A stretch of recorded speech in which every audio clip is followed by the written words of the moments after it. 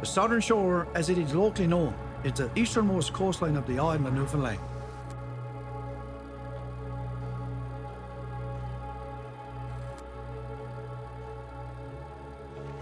It proudly reaches into the Atlantic Ocean and hosts some of the oldest settlements in North America, complete with colourful names such as Petty Harbour, Bay Bulls, Mobile, and Burnt Cove. Over 150 kilometres long, it is both bucolic and desolate. Hills that plunge into the forest valleys carved by salmon rivers sit against the rocky and windswept barrens, punctuated by fishing villages. A dramatic coastline complete with a long and textured history.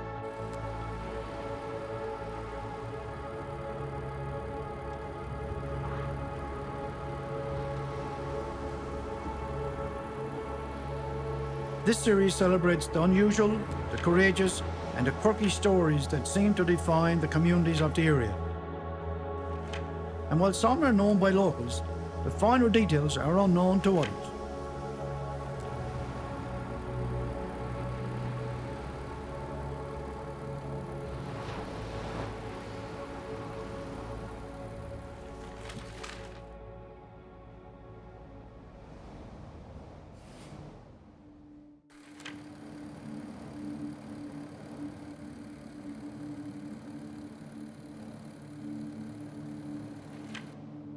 Sir George Calvert might sound familiar to most Newfoundlanders.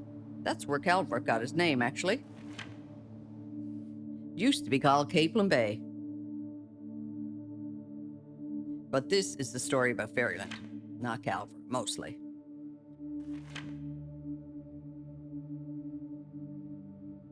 Calvert was this fella who was tangled up in the aristocracy of King James I of England in the early 1600s.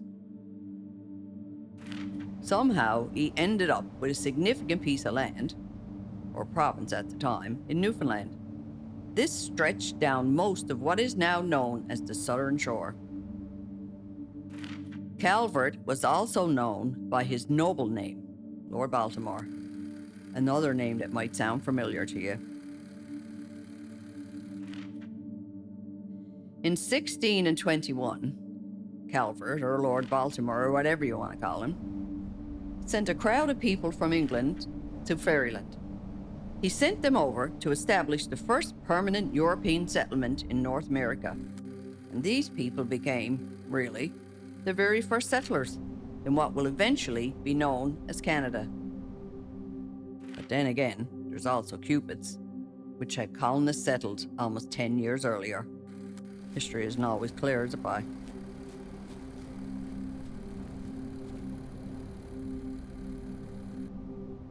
By 1627, there was a lot of money put into developing Newfoundland as a colony, and around 100 people living in the colony of Avalon, or Ferryland.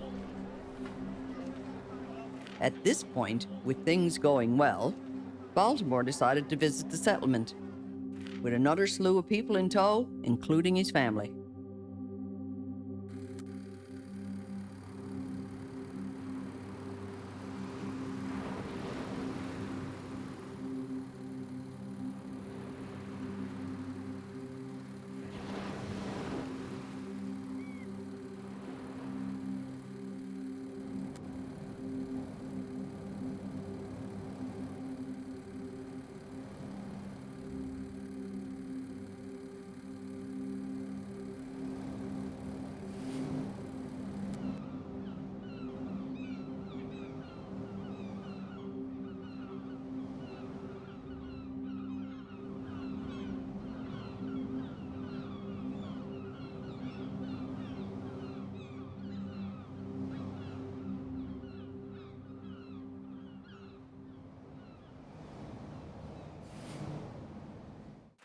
His first winter was mild and his spirits were high, writing that this place was wonderful and habitable.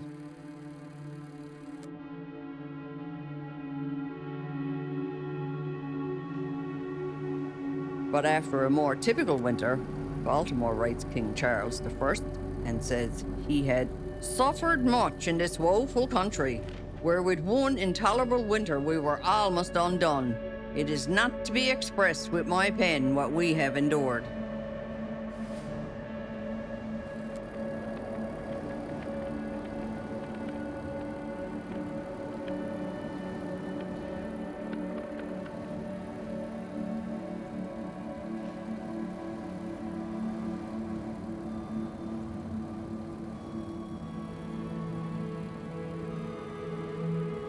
So, he only lasted a single winter in Newfoundland before deciding to commit the place to the fishermen and take off for what is now Maryland.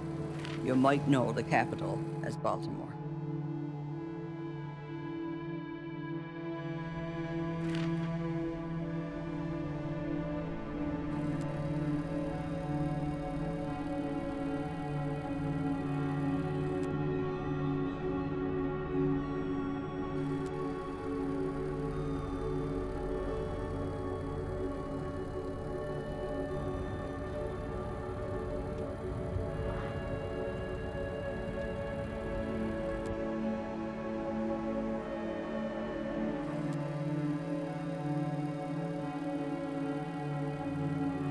About Newfoundland, Baltimore told the king that from the middest of October to the middest of May, there is a sad face of winter upon all this land, both sea and land so frozen for the greatest part of the time that they are not penetrable.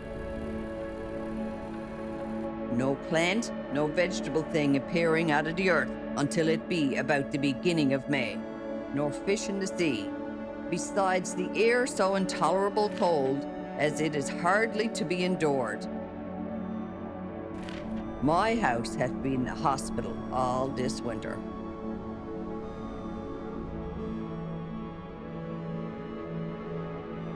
Doesn't really sound like much has changed in 400 years.